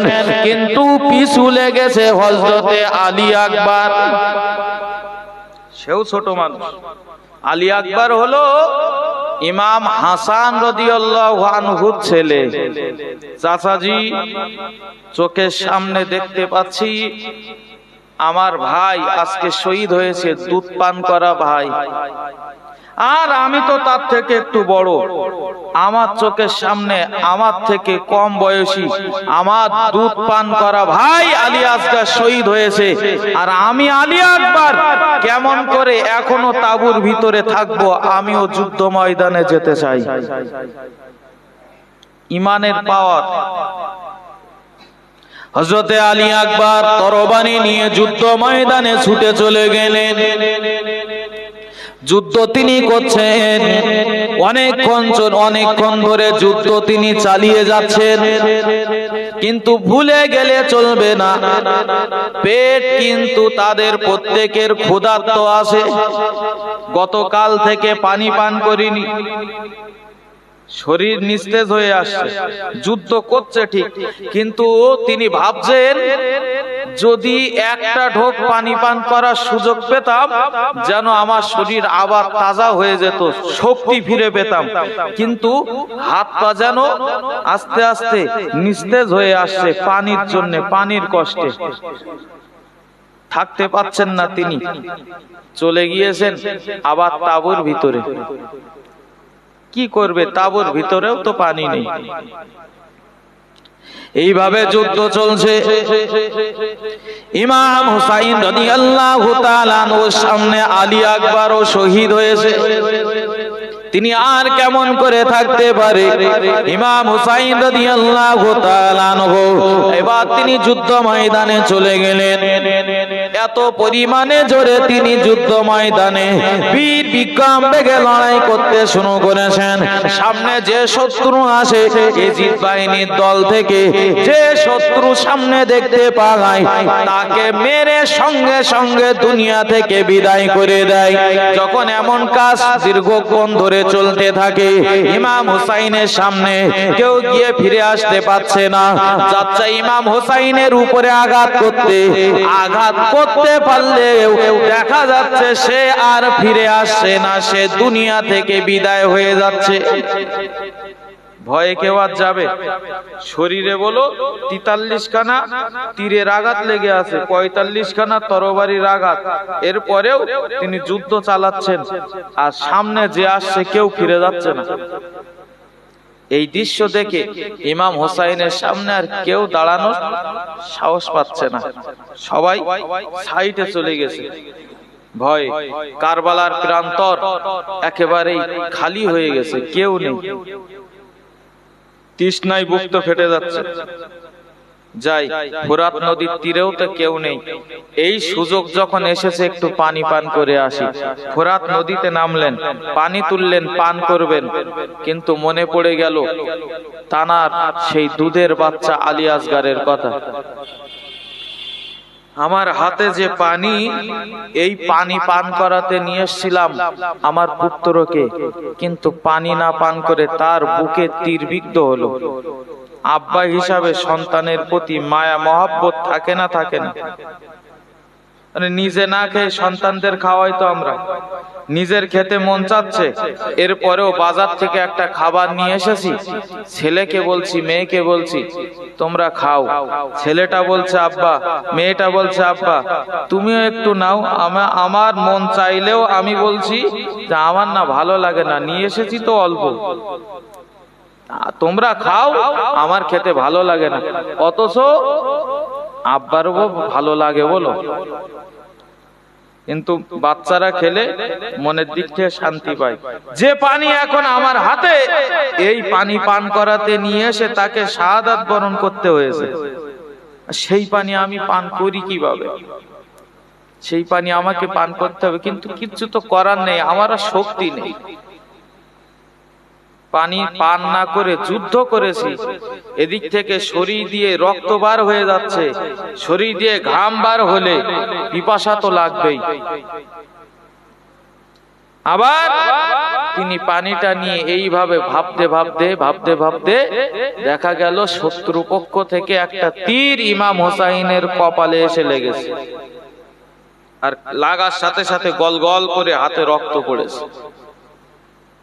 তিনি সঙ্গে সঙ্গে পানি ফেলে দিলেন, দুধ থেকে আবার পরিষ্কার পানি নিলেন, পান করতে যাবেন। কপালে তিল লাগলে পানি তো আবার হাতে পড়বে, খাবে কিভাবে? যেখান থেকেই নে, পান করতে গেলে তো কপাল সোজাই রক্ত আসবে, করতে তো পারছে না। রক্ত পান করা জায়েজ না? না জায়েজ? না জায়েজ। রক্ত পান করা তো হারাম। আল্লাহ বলেছেন হুররিমাত আলাইকুমুল মাইতাতু ওয়াদ-দামু ওয়া লাহমুল খিনজির, তোমাদের জন্য প্রবাহিত রক্তকে হারাম করে দেওয়া হয়েছে। তো আমি এই পানি পান করব না, এটা তো হারাম। আমরা বাজার থেকে পোল্ট্রি কিনে নিয়ে আসি, দেখি পোল্ট্রি জবাই করেছে, করে আবার গলা টিপি ধরেছে। ওই যে 250-300 ও শরীরের রক্তগুলো আছে শিরা উপশিরায় জমে যাবে, 300 গ্রাম লাভ হবে। ওই মুনাফার জন্য পোল্ট্রিটা গলাটা টিপে রেখে ও শরীরে রক্তগুলো জমাট বাঁধিয়ে দিচ্ছে। ওই গোস্ত যদি খাওয়া হয় হারাম খাওয়া হবে। তো ওই জন্য চোখের সামনে যখন জবাই করবে বলবেন খবরদার গলা ছেড়ে দেন, রক্ত বেরিয়ে যায়। আর অনেকে আমরা কি করি, ওই পোল্ট্রি বা ওই মুরগি আস্ত আছে, আমার মা বোনেরা একটু খাটনি কমের জন্য তারা গরম পানি করে, গরম পানি করে আস্ত সেই মুরগিটা গরম পানির ভিতরে দিয়ে দিল। ভিতরে যে রক্তগুলো আছে সব শিরা উপশিরায় জমাট বেঁধে গেছে, নাড়ি বুড়ি সব ওর ভিতরে। পরে উপর থেকে তার পাখনাগুলো তার লোমগুলো ছাড়িয়ে নিয়ে এবার কাটার ব্যবস্থা করে। কিন্তু এমন করবেন না, জবাই হবে ভিতর থেকে নাড়িগুলো পরিষ্কার করে নেবেন, ওটা আলাদা ছাড়িয়ে রাখেন না, কারণ রক্ত পান করা তো হারাম। ভাবতে পারছেন মৃত্যু তার অনিবার্য সামনে, পানির তৃষ্ণায় বুক ফেটে যাচ্ছে, ওই পানি পান করতে যাচ্ছেন না কিসের জন্য? রক্ত হারামটাই। জীবনের অন্তিম পর্যায়ে আমি ইমাম হুসাইন রাদিয়াল্লাহু আনহু জীবনের শেষ সময় পর্যন্ত আমার এই শরীরে হারাম জিনিস আমি প্রবেশ করাবো না, এতে যদি আমার মৌত হয়ে যায় সেটাও মেনে নেব, কিন্তু হারাম জিনিস শরীরের ভিতরে প্রবেশ করিয়ে আমার শরীরকে নাপাক করতে রাজি নেই। জোরে বলেন আরো মহব্বতে। আমাদের মরণ সন্ধ্যা না, আনন্দের সময়ও সুখের সময়ও হারাম খায় না। এই বর্ষা শুরু হয়েছে না, বর্ষাকালে দেখেছি এই যারা অনেক জমির মালিক, 10 বিঘা জমির মালিক, নিজের ওই জমি চাষ করার মতো সময় নেই, লিজ দিয়েছে। একজন গরিব মানুষ জমিটা নিয়ে লিজ নিয়ে ধান করেছে বা অন্য কোনো সবজি করেছে। এখন আমাদের দেশে সরকারের পক্ষ থেকে বর্ষাকালে যদি ক্ষতিগ্রস্ত হয়, সব ফসল নষ্ট হয়, সরকারের পক্ষ থেকে অ্যাপ্লাই করলে টাকা পাওয়া যায় না? লাভবান হতেন, সেখানে লাভ তো দূরের কথা, ক্ষতি হয়ে গেল, তো অন্তত কিছু ক্ষতি আমি তোমাদের ক্ষতিপূরণ দিচ্ছি। ক্ষতিপূরণের টাকা দেয় না?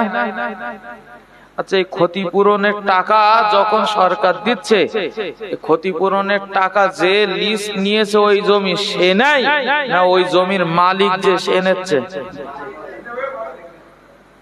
ক্ষতি হয়েছে কার? সে তো লাভের টাকা আগে নিয়ে এনেছে, ক্ষতি হয়েছে যে চাষ করেছে তার। তো এখন নেওয়ার দরকার বলো, তার ফসল নষ্ট হয়েছে, কিন্তু যেহেতু কাগজপত্র তার নামে, যার জমি তার নামে, সে জমা দিয়ে নিজের অ্যাকাউন্টে টাকা ঢুকছে। ওই টাকাটা যদি তাকে ফেরত না দেওয়া হয়, ওই টাকাটা তো হারাম টাকা। আর তাই তো খাচ্ছি সুখের সময়। হ্যাঁ, তাই তো চলছে। সরকার ঘর দেবে, ঘর আছে 2 তলা, গরু ছাগল থাকে যে ছোট্ট একটা জায়গায়, তার সামনে গিয়ে ফটো তুলে দিচ্ছে, বলছে এই আমার ঘর, এই আমার ঘর, এখানে আমি থাকি। থাকছে কি? ছাগল। আর ও অট্টালিকার থেকে নেমে এসে ওই সুবড়ির সামনে দাঁড়িয়ে ফটো তুলে ফর্ম ফিল আপ করে দিয়েছে। উপর থেকে লোক এসে বলছে কি ব্যাপার, এর ভেতরে অবস্থা কি? ওরে চুপ করো, 30,000 দেবো। টাকা বন্ধ করে দেবে। সে দেখছে তোমারও হোক আমারও হোক, মিলেমিশে চলি।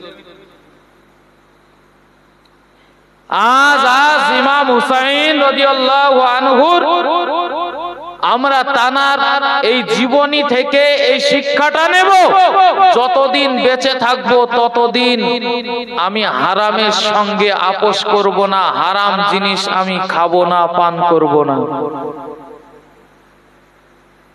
এত কিসের অভাব? 20 টাকায় 2 লাখ টাকা বাঁধানোর জন্য, 10 লাখ টাকা বাঁধানোর জন্য লটারি কাটছে, হারাম জিনিস খাবো তাই। বাড়ির মা, বাড়ির বোনটা ইমাম হুসাইন রাদিয়াল্লাহু আনহুর জীবনে শুনে চোখ দিয়ে পানি ফেলছে। আহারে, মানুষটা শহীদ হয়ে গেছে, সাহাবী শহীদ হয়ে গেছে, কিন্তু তানার যে আদর্শ ভিতরে নেই। চোখ দিয়ে পানি পড়ছে ঠিক, কিন্তু আগামী কালকে মহিলা সমিতির খাতায় আবার টাকা জমা দিতে যেতে হবে, বন্ধনের খাতায় টাকা জমা দিতে যেতে হবে, LIC টাকা জমা দিতে হবে। তাহলে হারাম জিনিস আমাদেরকে তো পরিহার করতে হবে। আসলে ভক্ত শুধু দাবি করলে হয় না, বরং আমি ভক্ত দাবি করতে পারি তখন যখন যার ভক্ত বলে দাবি করছি তার আদর্শ, তার আখলাক, তার চরিত্র, তার কথাবার্তা, সেগুলো আমার ভিতরে আমি ফুটিয়ে তুলতে পারবো। কথা বলেন? আমি যার ভালোবাসি তার চলাফেরা, তার আদর্শ আমার ভিতরে নিয়ে আসার দরকার আছে না নেই? আমার ভিতরে যদি না থাকে, মুখে যদি শুধু বলি ভালোবাসি তো হয়? ইমাম হুসাইন রাদিয়াল্লাহু আনহু তিনি ওই হাতে পানিটা নিয়ে বারবার ফেলে দিচ্ছেন, আমি হারাম রক্ত পান করব না। আল্লাহ নবী সাহাবে ইমাম হুসাইন রাদিয়াল্লাহু তাআলা আনহু এবার তিনি হারাম জিনিস পান করবেন না বলে তিনি উঠে চলে আসলেন, ফোরাত নদীর তীরে দাঁড়িয়ে রইলেন। কিন্তু শরীর এমন নিস্তেজ হয়ে আসে, দাঁড়ানোর মতো ক্ষমতা তার আর নেই, তার সমস্ত শরীর ক্ষত বিক্ষত, দাঁড়িয়ে থাকার মতো শক্তি আর তিনি পাচ্ছেন না। হাত এবং পা যেন নিস্তেজ হয়ে আসে, আস্তে আস্তে তিনি মাটিতে শুয়ে পড়েছেন, আর ক্ষমতা নেই। আর দূর থেকে শত্রুরাও তো দেখছে যে শুয়ে পড়েছে মানে আর কোনো সমস্যা নেই, তার শক্তি সব নিঃশেষ, তারা সব আবার এক জায়গায় জড়ো হয়ে গেছে। কে মারবে কেউ সাহস করছে না বলে এতক্ষণ খুব হচ্ছিল, কিন্তু এবার কে মারবে? ইমাম হুসাইন রাদিয়াল্লাহু আনহুর গলাটা কাটবে কে? কেউ স্বীকার হচ্ছে না। সীমার বলছে কে আসো, তার গলাটা কাটবে। সবাই চুপচাপ আছে, সবাই চুপচাপ। সেনান বিন আনাস সে বলছে আমি কাটবো, বুকের উপরে চড়ে বসেছে। ইমাম হুসাইন রাদিয়াল্লাহু আনহু ওই সময় বলছে আমার গলাটা কাটো ঠিক, তবে এখন বলো নামাজের সময় হয়েছে কিনা। সুবহানাল্লাহ বলেন। যদি নামাজের সময় হয়ে থাকে আমাকে আল্লাহর ফরজ হুকুম নামাজটা আদায় করার মতো সুযোগ দাও। আজ ইমাম হুসাইন রাদিয়াল্লাহু আনহুর ভক্ত বলে দাবি করছি আমরা। ইমাম হুসাইন রাদিয়াল্লাহু আনহুর আজকে আমরা বিরাট ভক্তি করছি, ভালোবাসি। তিনি কারবালার প্রান্তরে 10ই মুহররমে তিনি শহীদ হয়েছেন। আর সেই হুসাইন রাদিয়াল্লাহু আনহু যেমন ভাবে শহীদ হয়েছেন, রক্তাক্ত হয়েছেন, যেহেতু তাকে ভালোবাসি, আমার ভালো শরীরকেও আমি ভালোবাসার টানে ক্ষত বিক্ষত করব, জিনজির মেরে ক্ষত করব, বেলেট দিয়ে শরীর দিয়ে আমি রক্তগুলো ঝরাবো, তবেই আমি তার আসল ভক্ত বলে আমি দাবি করতে পারবো। ওই জন্যই তো দেখি মুহররমের 10 তারিখ আসলে কত মানুষ ইমাম হুসাইন রাদিয়াল্লাহু আনহুর ভক্ত দাবি করার জন্য তারা জিনজির দিয়ে শরীর কেটে ক্ষত বিক্ষত করে, বেলেট দিয়ে শরীর কেটে রক্ত প্রবাহিত করে। আচ্ছা একটু বলবেন আপনারা গিয়েছেন কিনা জানি না, মূলত তারা মাতম শুরু করে জোহরের নামাজের পরপরই। এখানে যারা আছেন দেখেছেন কেউ? হারাম, ওই জায়গায় যাওয়া হারাম। ওই জায়গায় যে যাবে, কারবালার মাতম দেখতে যে যায়, ওইখানে আল্লাহর লানত নাজিল হয়, ওইখানে খোদার অভিশাপ নাজিল হয়, ওইখানে যাওয়া জায়েজ নেই, হারাম।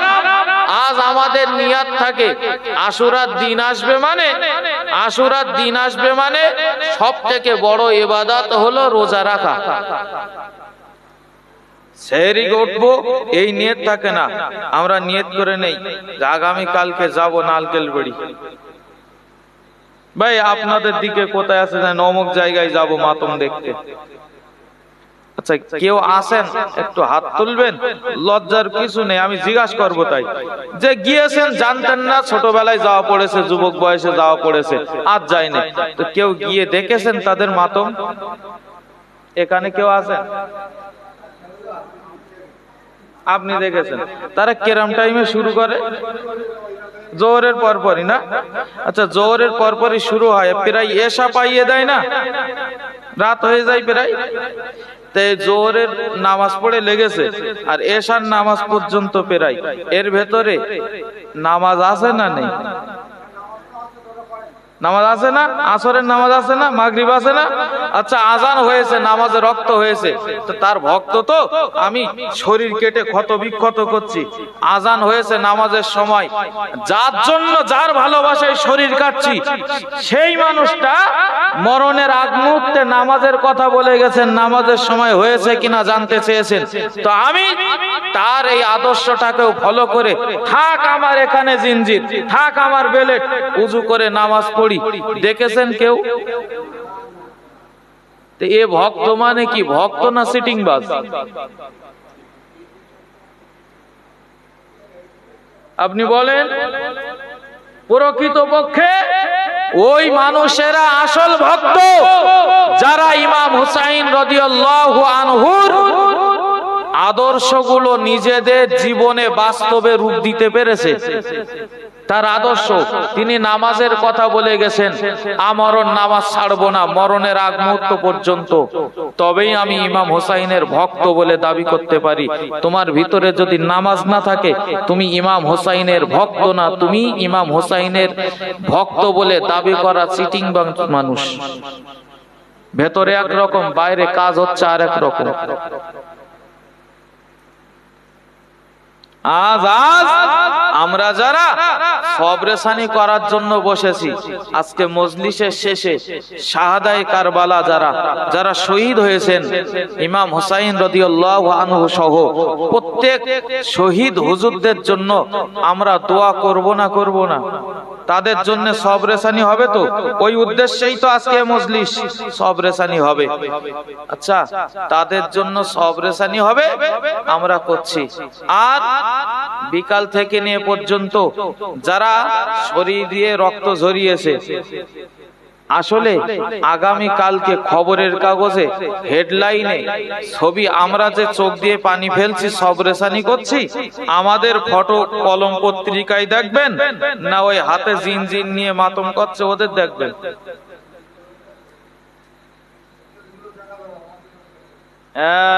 কারণ মানুষ বলে বাইরেরটা দেখে বিচার করে। আসলে প্রকৃতপক্ষে ইমাম হুসাইন রাদিয়াল্লাহু আনহু বলো খুশি হবেন আমরা যে দোয়া করব, আমরা যেটা সবরেসানি করব, সেটাই বেশি খুশি হবে বলো। কিন্তু মানুষ দেখছে, মানুষ মনে করে কিছু কিছু মানুষ যে ওরা নবীজি তহিদুর ইমাম হুসাইন শহীদ হয়েছেন, ইমাম হুসাইনের বিরোধী লোকেরা। কিন্তু আসলে আমরা কি বিরোধী? আমরা তো সবরেসানি করছি। আর হাদিস প্রমাণিত মৃত ব্যক্তিরা তারা সবরেসানি পেয়ে কতটা খুশি হয় জানেন? একটা মানুষকে তামাম পৃথিবীর সব সম্পদ যদি দিয়ে দেওয়া হয়, খুব ঠান্ডা মাথায় ভাবেন, পৃথিবীর আপনার যা চাওয়া 5 তলা বিল্ডিং, 100 বিঘে জমি, 20 ভরি সোনা, এ না বলো, সারা পৃথিবীর যত সম্পদ আছে একজনের যদি দিয়ে দেওয়া হয়, খুশি হবে তো নাকি? সে খুশির আর কোন কিনারা আছে? নবী বলেন একজন মানুষ পৃথিবীর সব সম্পদ পেয়ে যতটা না খুশি হয়, দিলে যতটা না খুশি হবে, মৃত ব্যক্তিদের জন্য সব রেসানি করলে এর থেকে আরো অনেক গুণে বেশি খুশি হয়। আরো জোরে। তা আমরা সেই জিনিসটাই তো করছি, কিন্তু মানুষের চোখে আমরা হাইলাইট না বলো। করিম বক্স চাচাজির ইন্তেকাল হয়েছে বাগুন্ডি বাড়ি। এখন মনে করেন 3 মেয়ে, একটার বিয়ে হয়েছে দেবীপুরে, দক্ষিণ দেবীপুর, একটার বিয়ে হয়েছে ঝিনকাই, আর একটা মনে করেন আমাদের ওইদিকে কাটিয়াটা। এখন বড় মেয়ে আসছে, টোটোই করে আসছে, আব্বার শোয়ানো আছে বাড়ির বারান্দায়। টোটোওয়ালা ব্রেক মারিনি, তার আগে ঝাঁপ মেরে পড়েছে। আব্বা তুমি বললে আমার বুধবারের দিন যাওয়া, আমাদের বাড়ি তোমার আর যাওয়া হলো না। বিরাট কান্না তো, আব্বার গলা জড়াই ধরিয়ে বিশাল কান্নাকাটি করছে, ছটফট করছে। মেজো মেয়ে এসেছে জিনকার থেকে, মেজো মেয়েটা এসে নেমেছে, চোখ দিয়ে পানি পড়ছে, আওয়াজ নেই। আব্বার মুখটা আলগা করে দেখেছে, বাড়ির পাশে যে অজুখানায় যে অজুটা করেছে, অজু করে ঘরের ভিতরে নামাজ পাটি বিছিয়ে 2 রাকাত নফল নামাজ পড়ে আল্লাহর কাছে হাত তুলে দোয়া করছে, আল্লাহ আমার আব্বা ছোট থেকে এ পর্যন্ত আমাদের মানুষ করতে যে কত কষ্ট করেছে মাবুদ, আমার আব্বা হয়তো কত ভুল ত্রুটি করতে পারে, আল্লাহ নফল নামাজ পড়ে হাত তুলেছি, আপনি আমার আব্বাকে ক্ষমা করে দেন আল্লাহ, আপনি আমার আব্বাকে মাফ করে দেন আল্লাহ, আমি তার সন্তান হিসাবে তার জন্য দোয়া চাচ্ছি আল্লাহ। এমন করে দোয়া করছে ঘরের ভিতরে বসে বসে। আর ছোট মেয়েটাও এসেছে, সে বারবার শুধু ফিট হচ্ছে, আব্বার মুখ দেখছে, আর গায়ে যা কাপড় চোপড় আছে ছিঁড়ে মিড়ে সব এদিক সেদিক করে দে, ছটফট করছে, তোলা আষাঢ় খাচ্ছে। তো এখন জানাজা হয়ে গেছে, জোহরের পর জানাজা, আসরের নামাজ শেষ হয়ে গেছে, মাগরিবের আগে বাড়ির মা বোনেদের একটা মিটিং এর সময় তো নাকি তাদের। আচ্ছা, ওই মিটিং এ আলোচনা হচ্ছে, করিম বক্স সাহেব 3 মেয়ে জন্ম দিয়েছে ঠিক, কিন্তু মেজো মেয়ে একদম মানুষ না। আল্লাহ, ও দিল কি একটু নরম হয় না? সোনার চাঁদ করে গেছে বড় মেয়েটার, ও চোখ দিয়ে আমি পানি ফুরুত দেখিনি, শুরুতে আসার থেকে শেষ পর্যন্ত বড় মেয়েটা ছোট মেয়েটা চোখ দিয়ে পানি ঝরেই যাচ্ছে, আর সে কি কান্নাকাটি। ওই রকম মেয়ে জন্ম দিতে হয়, ওই রকম মেয়ে হলেই তো সেই আব্বা আমার বুক গর্বে ফেটে যায়। মেজো মেয়েটা মানসিক ছাতা নাও, এই বলবে তো নাকি? আসলে আব্বা ওই সময় শুয়ে শুয়ে ভালো বলছে কার? মেজো মেয়ের ভালো বলছে। বলো, যে উপকার যা করার মেজো মেয়ে করছে। দেশের মানুষ দেখে তোলা আষাঢ় খাওয়া, দেশের মানুষ দেখে কোন মেয়ে অজ্ঞান হয়ে যাচ্ছে বারবার, কিন্তু আমার আল্লাহ দেখে কে দোয়া করছে। আমরা মসজিদে বসে সব রেসানি করছি, কারোর চোখে লাগছে না, আর ওই যে করছে ওইটা ইমাম হোসাইনের বিরাট ভক্ত এরা, আর এরা বিরোধী। ওই মেজো মেয়ের মতন হয়ে গেছি আমরা। 40 দিন পর কি করে আমি ওইসব খোঁজ দেখিনি। যাই হোক যুবক ভাইরা, তোমাদের অনুরোধ করি খবরদার জীবনে যেন কোনোদিন ওই অনুষ্ঠানে যেও না, জীবনেও যেন যেও না। নিয়ত রাখো যে আমি এই দিনটাতে রোজা রাখবো, সুন্নাত রোজা। কারণ এই দিনের রোজা রাখা এবং 2টো রোজা রাখার কথা বলা হয়েছে। রোজা রাখলে আল্লাহ তাআলা কত খুশি হয়। তুমি কারবালা দেখতে গেলে হয় গুনাহ, হয় লানত, আর তুমি রোজা রাখলে আল্লাহর পক্ষ থেকে তুমি পাবে পুরস্কার। আপনি জানেন এই রমজানের যে রোজা রাখি ফরজ, এই ফরজ রোজা রাখার আগ থেকে এই আশুরার রোজা রাখা, এটা নবীজি রেখেছেন। রোজা ফরজ হয়েছে কবে? রোজা হিজরতের পরে। নবীজি মক্কা থেকে মদিনাতে হিজরত করেছেন না, তো মক্কা জীবনীতে নবীজি তো তিনি ওহী নাজিল হয়েছে তার উপরে। নবী হয়েছেন তো মক্কা জীবন থেকেই, মক্কা থেকে মদিনাতে চলে গেছেন, তারপরে রোজা ফরজ। আর নবীজি এই রোজাটা মাক্কি জীবন থেকেই রাখতেন। রমজানের রোজার আগের রোজা এটা, ওই জন্য আমরা রোজা রাখবো। রোজা রেখে আশুরার দিনের ফজিলাতের হক আদায় করব ইনশাআল্লাহ। এবছর যারা রোজা রাখতে পারিনি, আগামী বছর থেকে চেষ্টা করব এই আশুরা উপলক্ষে দুটো করে রোজা রাখার। ইমাম হুসাইন রাদিয়াল্লাহু আনহু, সর্বনাশ 10টা 15, কারণ অনেক কাজ বাকি, অনেক কথা বাকি। আমি জিসটাই বলছি, আমি আর আপনাদের কষ্ট দিতে চাচ্ছি না। এর পরেও 11টা বেজে যাবে। শোনেন, ইমাম হুসাইন রাদিয়াল্লাহু আনহু তিনি আমাদেরকে যে শিক্ষাটা দিয়ে গেছেন, তানার জীবনী থেকে আমাদের শিক্ষাটা নেওয়ার দরকার। 1 নম্বরের শিক্ষা, জীবন যতদিন বেঁচে থাকবে, চোখের সামনে অন্যায় জিনিস ঘটলে অন্যায়কে বরণ করব না। ন্যায়ের উপরে থাকতে যে যদি আমাকে কোণঠাসাও হতে হয়, ন্যায় কথা বলার জন্য যদি আমাকে কোণঠাসা করে রাখা হয়, সত্যের উপরে থাকতে যে যদি আমাকে মারও খেতে হয়, এরপরেও মিথ্যার আশ্রয় নেব না, সত্যের উপরেই থাকবো ইনশাআল্লাহ। আর সত্যের উপরে থাকলে কষ্ট হবে, ঝড় ঝামটা আসবে, আসবে না? বিরাট আসবে। আপনি সত্যের উপরে থাকতে যে গ্রামে, বাগুন্ডি গ্রামের টপ র্যাঙ্কের এক সুদখোর, সে মনে করেন বাড়িতে তার মায়ের নামে একটা খানা দিচ্ছে, কলমাখানি, গ্রামের সবার দাওয়া। যে মানুষটা সত্য সত্য ইসলামকে সত্যের উপরে থেকে পালন করতে চায়, ওই মানুষটা ওই খানা খেতে বসবে? সে দোয়া সবরেসানি করবে, কবর জিয়ারত করবে, কিন্তু চলে আসবে। দেশের মানুষ বলবে না, সত্যি মানুষটা একদম নিষ্পাপ মানুষ, সত্যি আল্লাহওয়ালা মানুষ, খুব ভালো, এই বলবে না? বললো দাদা হুজুর হয়ে গে, কোনটা বলবে? টিটকিরি কাটবে না?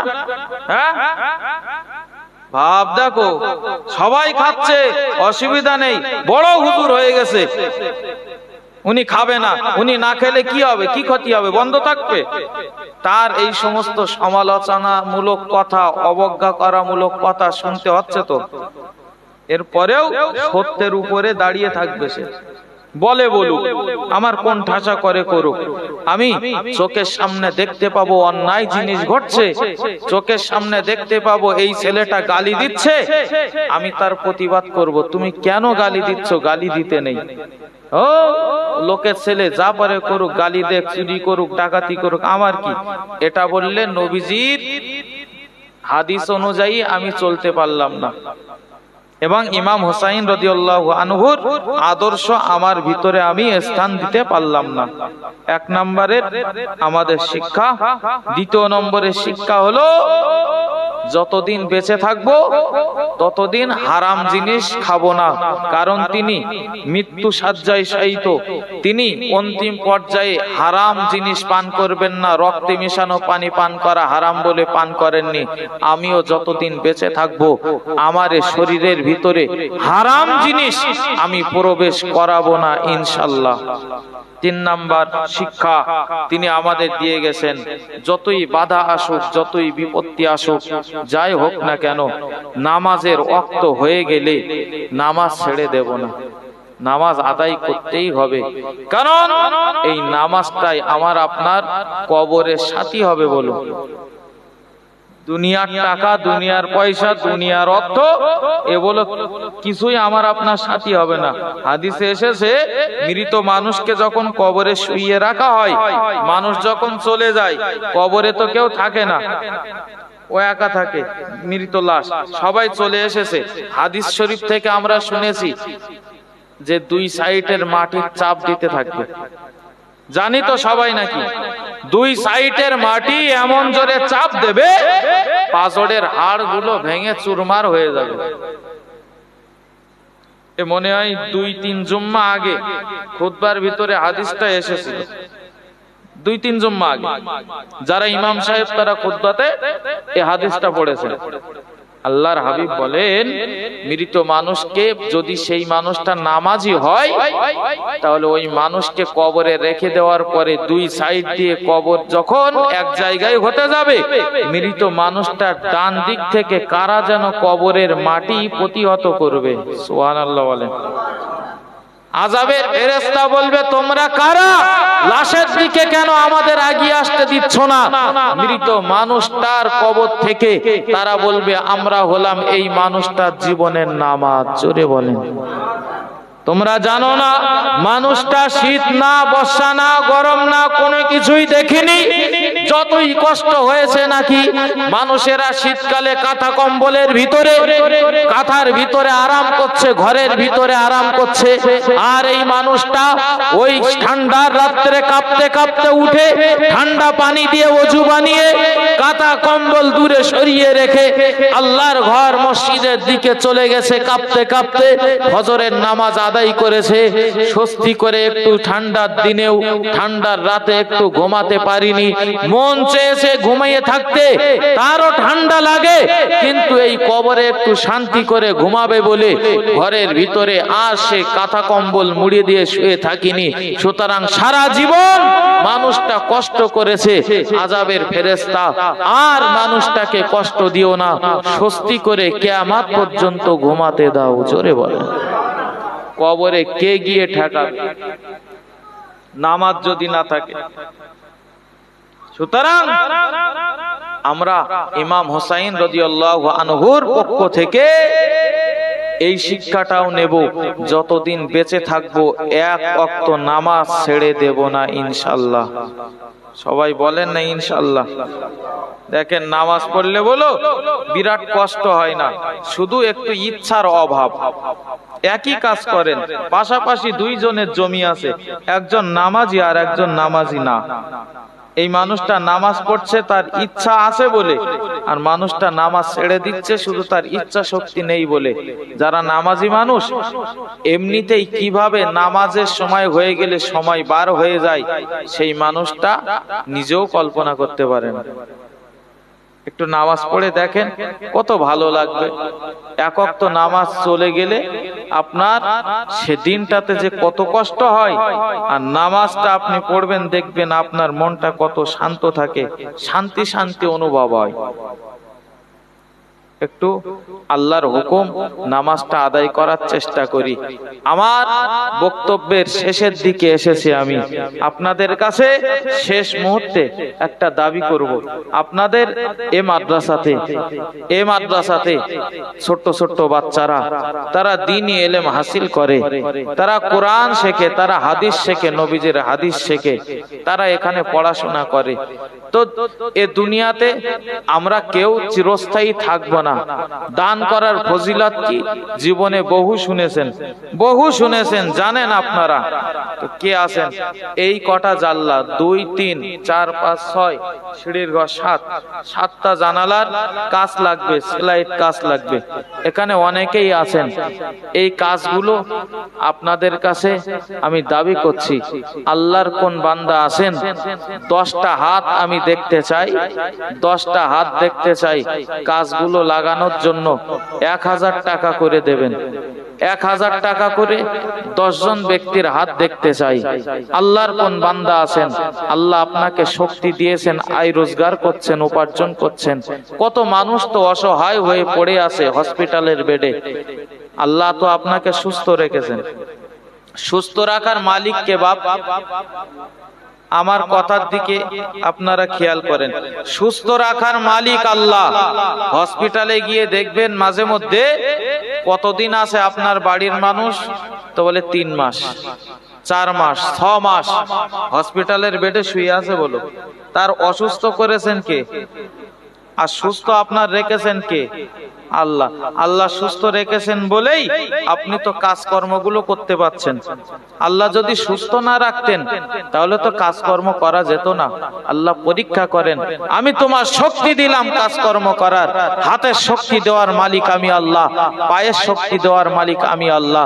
সুতরাং আমার রাস্তায় তোমরা তোমাদের উপার্জন থেকে কতটা দিয়েছো এটা তোমাদের পরীক্ষা করব। কে আছেন আল্লাহর বান্দা? 1000 টাকা বিরাট কিছু না, বলো বিরাট কিছু না। মোবাইলের রিচার্জ শেষ হয়ে গেলেই ব্রেনে কাজ করছে না, ঝাপ মেরে 900 টাকা মেরে আসছি, তাই না? মেরে আসি তো, ব্রেনে কাজ করে না, বলো। রাত 12টায় শেষ হয়ে গেছে, ভোরবেলা যে পয়সাটা রিচার্জ করে আসি। একটা রিচার্জের টাকা আমি বিরাট চাই না, 1000 টাকা। যুবক ভাই বাবাজিরা কে আছেন 1000 টাকা দেবেন? আলহামদুলিল্লাহ, 2 জন হয়েছে। নাম লিখবে কে?